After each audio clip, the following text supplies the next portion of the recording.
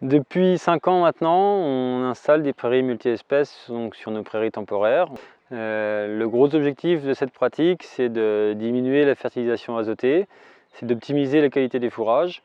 Et on se rend très clairement compte que nos foins sont de meilleure qualité. Donc les foins sont destinés aux bovins bien sûr, mais aussi et surtout au troupeau caprin, qui lui est en ration sèche. C'est une ration à base de fourrage produit sur l'exploitation.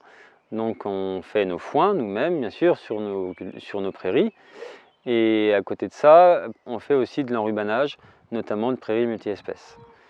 Dans ces prairies multi-espèces, on y implante, comme le nom l'indique, différentes espèces qu'on va choisir en fonction des types de sols qu'on peut rencontrer, en fonction de l'objectif qu'on réserve à ces prairies, que ce soit la fauche ou le pâturage. Donc par exemple pour un terrain, on pourrait mettre un exemple de prairie multi-espèces, une fétuque dactyle avec en légumineuse un lotier et un trèfle hybride. Ce type de prairie multi-espèces sera plus destiné à la fauche et donc faire un fourrage de qualité pour les chèvres notamment.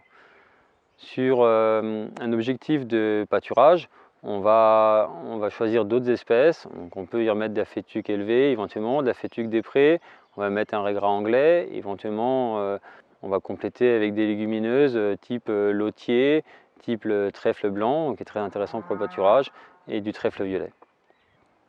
Concernant la gestion des prairies multi-espèces, je choisis moi-même mes espèces que je vais implanter. Donc on a une fertilisation organique à la mise en place de la prairie qui s'effectue à la fin de l'été. Et ensuite au cycle, pendant les différentes années de la prairie multi-espèces, on apporte zéro azote minéral.